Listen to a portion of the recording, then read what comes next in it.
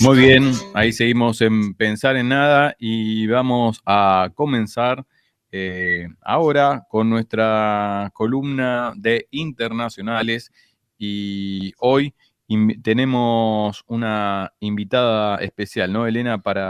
Creo que ya está en contacto, pero presentémosla primero. Bueno, vamos a hablar con Belén Torchiaro, ella es feminista y musulmana, miembro de la Red de Diversidades Islámicas, licenciada en Ciencia Política con especialización en Relaciones Internacionales de la UBA y ha realizado especializaciones en estudios islámicos de la Fundación Cultural Oriente en Qom y Teherán, Irán. Es integrante de la Cátedra de la Sociología y los Estudios Postcoloniales, Género, Etnia y Sujetos Subalternos. Es investigadora y le damos la bienvenida. Te saludamos, Diego y Elena, desde Pensar en Nada. Buenos días, Belén. Buenos días, Diego. Buenos días, Elena. ¿Cómo están? Bien, muy bien. ¿Qué tal? ¿Cómo estás? Un gusto poder charlar con vos. Igualmente, gracias por el espacio.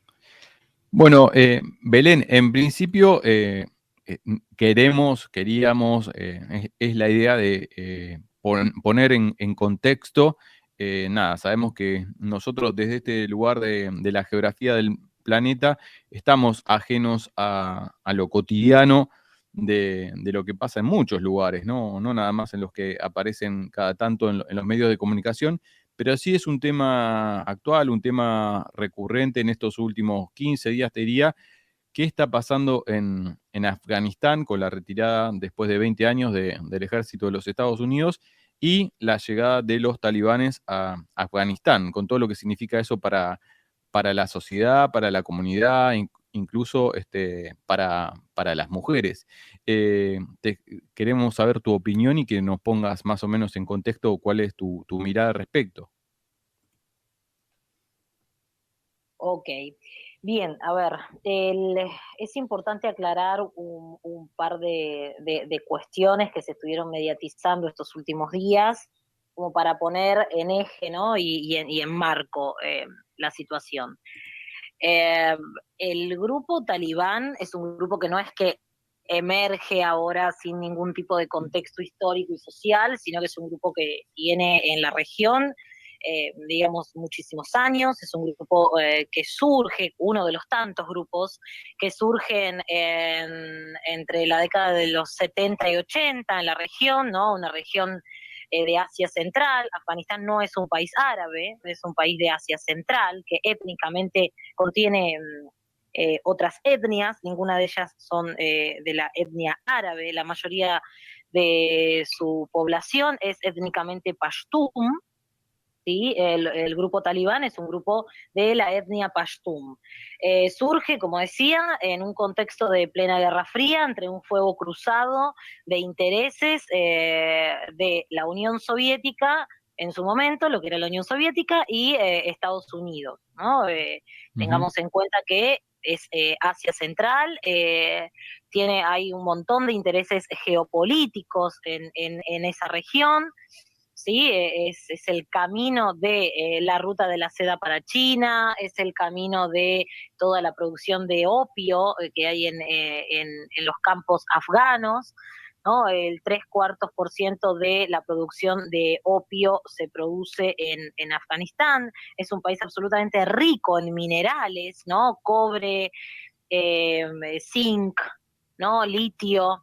En fin, bueno, digamos, tiene una alta condensación de riquezas estratégicas y geoestratégicas en esa región, ¿no? Por eso también siempre hubo una intervención sistemática, ya si tenemos que hablar un poquito de historia y volviendo al tema étnico y cultural, una intervención sistemática a principios del siglo anterior, aproximadamente en 1893, Inglaterra divide en lo que es la línea dura y se generan esas fronteras ficticias para países que tenían otras cosmovisiones, como es la división entre Pakistán y Afganistán, ¿no? Uh-huh. Esa línea dura de la frontera es muy importante destacarla porque claramente Inglaterra en ese momento colonial divide y genera, bueno, lo que hoy en día conocemos como estos dos países, Afganistán y Pakistán, dividiendo esta etnia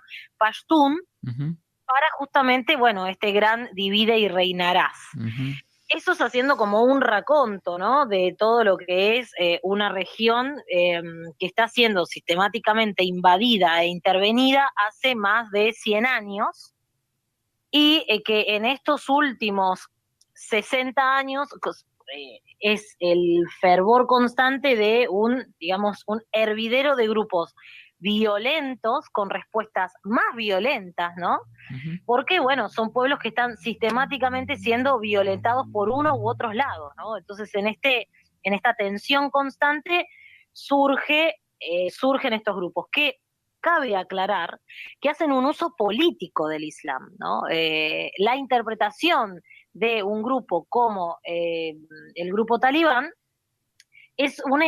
hacen una interpretación absolutamente sesgada, hacen un uso político del Islam, es una interpretación del Islam que no está reconocida por ninguna de todas las escuelas islámicas alrededor del mundo islámico. Es un mundo muy diverso, como todos los mundos, de diferentes fenómenos religiosos. El Islam es una religión más, es la última religión monoteísta, ¿no? En orden cronológico, el judaísmo, el cristianismo y el Islam.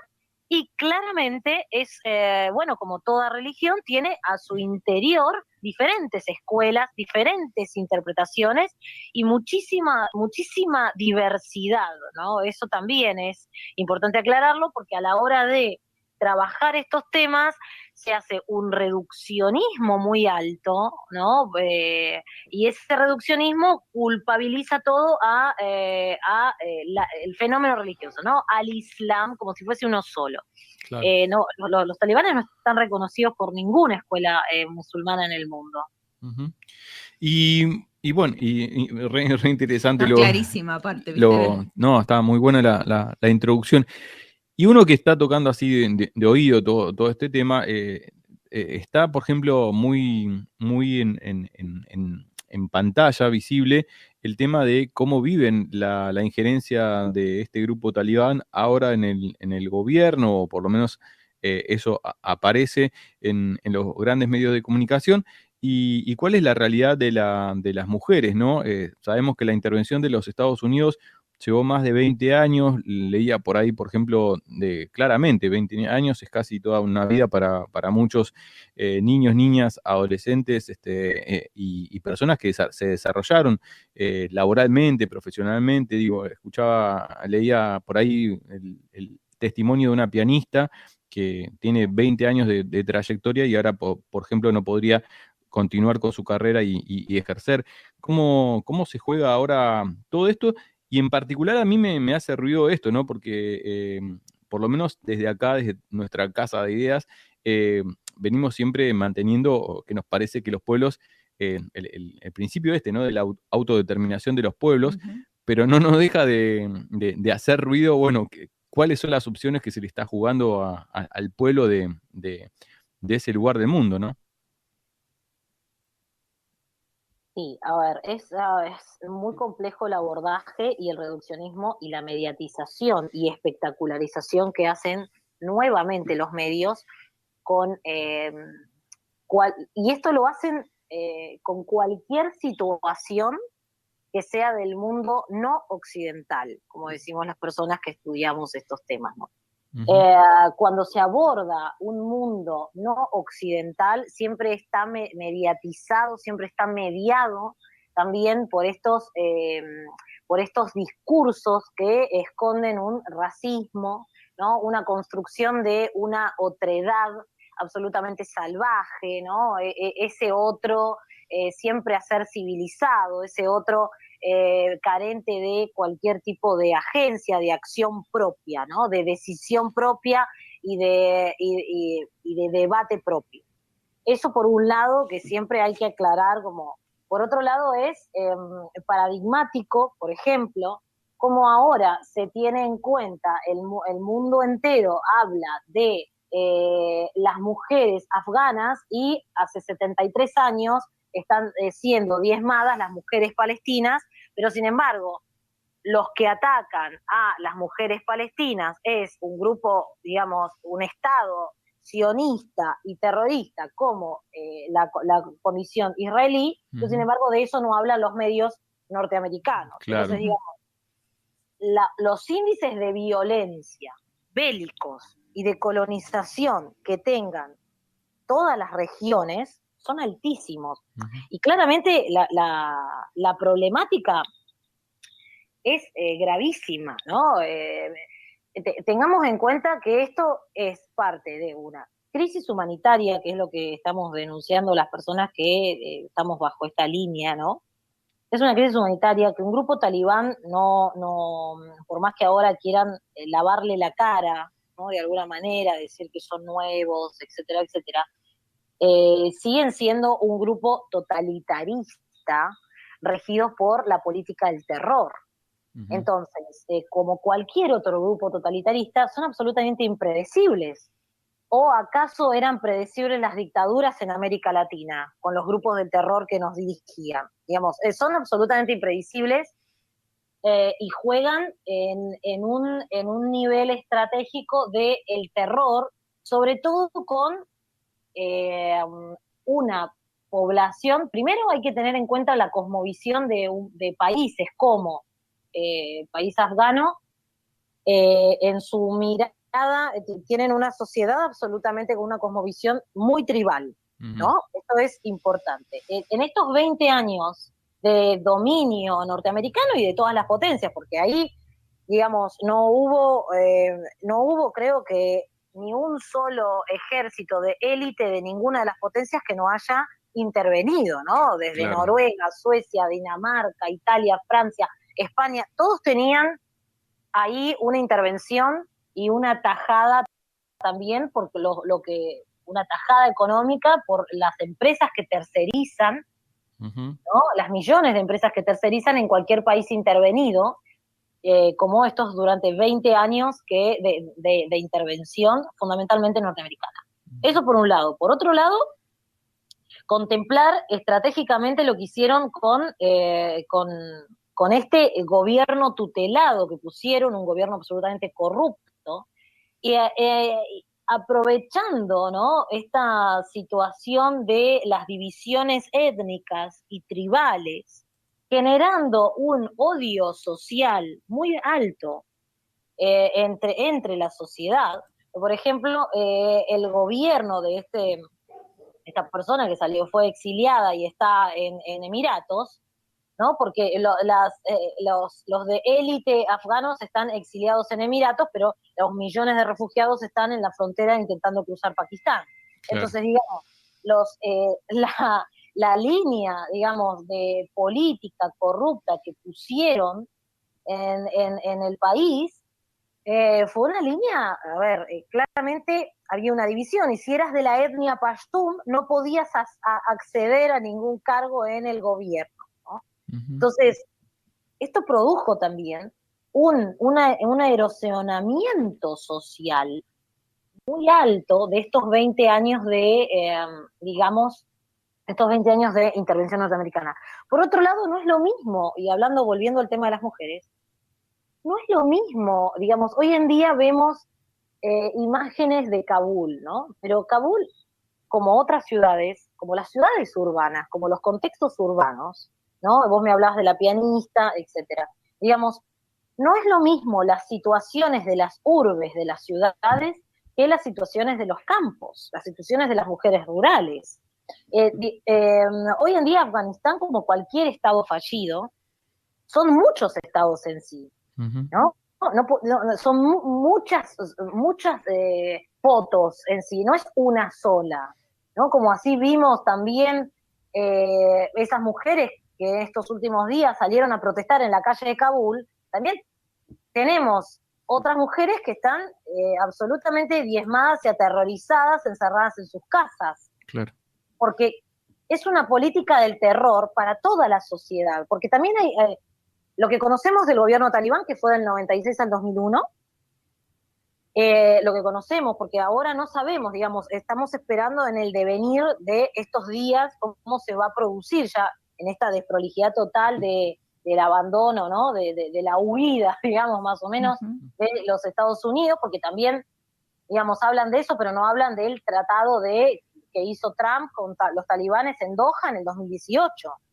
Digamos, esto, los que veníamos estudiando esta región, esto se venía vislumbrando, ¿no? Entonces, lo que pasa claramente es que se hace una espectacularización de esto, se resume y se hace un reduccionismo total, cosificando, ¿no? Cosificando la historia de un país, la historia de la invasión, la historia de la intervención, y a su vez también con un discurso hiperpaternalista por parte de Occidente, ¿no? Este discurso de Biden de los otros días, uno de los primeros que dijo, era, nosotros hicimos todo para que ellos estén bien, ¿no? Como, casi como un padre que, no sé, lo mandó a los mejores colegios, pero el niño le salió mal igual. Entonces, hicimos todo, les dejamos todo, pero ahora no sabemos qué pasa, ¿no? Sí saben qué pasa.